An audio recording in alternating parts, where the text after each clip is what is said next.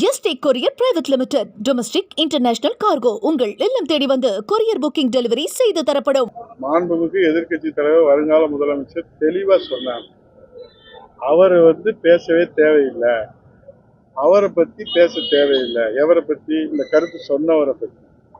ஏன்னா அவருக்கு மீடியா வெளிச்சம் இல்லைன்னா அவரை தமிழ்நாட்டு மக்கள் மறந்துடுவாங்க.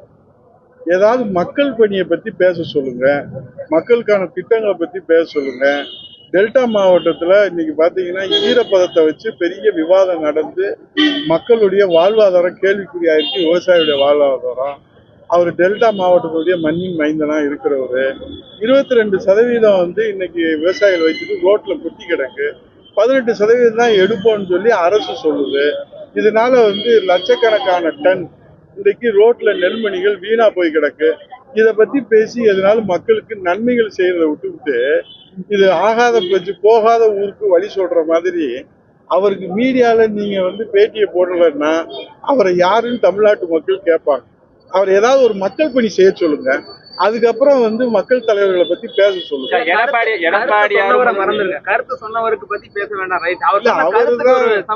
கருத்துக்கு தான் சொல்றேன். முதல்ல மக்கள் பணி செய்து மக்களிடத்துல அவர் முதல்ல இதயத்துல இடம் பிடிப்பதற்கு முயற்சி செய்ய சொல்லுங்க. இப்படி போகாத ஊருக்கு வழி சொல்ற மாதிரி நான் அவரை இது பண்ணுவேன், இவரை இது பண்ணுவேன், அது இப்படி ஆகும், தற்கொலைக்கு சமானம், அதுக்கு சமானம், இதுக்கு சமானம், இவர்கிட்ட யாராவது கேட்டாங்களா? கேட்டா அதுக்கப்புறம் சொல்லுங்க. முதல்ல மக்கள் பணியில ஏதாவது டெல்டா மாவட்டத்துல நெல்மணிகள்லாம் அங்க போய் முதல்ல களத்துல இறங்கி விவசாயிகளுடைய பாதுகாவலராக காவேரி பாதுகாவலர் புரட்சி தமிழர் எடப்பாடியார் செயல்பட்டாரு. விவசாயிகளுக்கு இன்றைக்கு குரல் கொடுத்தா மத்திய குழு இன்னைக்கு வர்றாங்க. அப்படி ஏதாவது மக்களுக்கு பயனடைகிற மாதிரி ஏதாவது பேசணும். நீங்க ஊடக வெளிச்சம் இருக்குன்றதுக்காக நான் போற வரவனை பூரா கெட்ட கெட்ட வார்த்தையெல்லாம் வச்சா என்ன ஆகும்? ஒன்றும் ஆகுறதில்லை. மக்களுக்கு எதுவும் நன்மைகள் ஏற்பட போவதில்லை. மக்களுக்கு எந்த பிரயோஜனமும் இல்லை. அவங்க கதை முடிஞ்ச கதை. ஒன்னே ஒன்று தொடர்ந்து தெரியுமா? இந்த எக்ஸ்பைரி டேட் தெரியுமா? எக்ஸ்பைரி டேட் இந்த மெடிசன் இருக்கு பாருங்க. எக்ஸ்பைரி டேட்டுக்கு முன்னாடி அந்த மெடிசன் சாப்பிட்டா நமக்கு குணமாகும். எக்ஸ்பைரி டேட்டுக்கு அப்புறம் அந்த மருந்து சாப்பிட்டோம்னா அது விஷமாகும். அது மருந்தா விஷமான்றது பார்த்துக்கோங்க.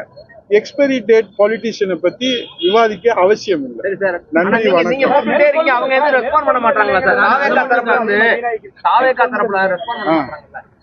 நேரடி நெல் கொள்முதல் நிலையங்களை ஒரு திட்டமிடுதல் இல்லாது, கொள்முதலுக்கான ஆட்களை நியமிக்காது, அதற்கான தளவாடங்க ஜாமான்களை செய்யாது, அதைத்தான் மாண்புமிகு எதிர்க்கட்சி தலைவர் புரட்சி தமிழர் ஐயா எடப்பாடியார் அவர்கள் தஞ்சை, நாகப்பட்டினம், திருவாரூர் கிட்டத்தட்ட 32 இடங்களுக்கு நேரிலே சென்று ஆய்வு செய்து அரசின் கவனத்திற்கு கொண்டு வந்தால் மாண்புமிகு துணை முதலமைச்சர் உதயநிதி அவர்கள் அதை திசை திருப்புகிற மடைமாற்ற வேலையைத்தான் பார்க்கிறாரே தவிர இந்த நெல் கொள்முதல் இன்றைக்கு விவசாயிகளிடத்துல டெல்டா மாவட்டத்துல நீங்க எழுதி வச்சுக்கோங்க, ஒரு ஓட்டு கூட திமுகவுக்கு விழாது. அந்த அளவுக்கு விவசாயிகள் கடும் கோபத்துல இருக்கிறாங்க.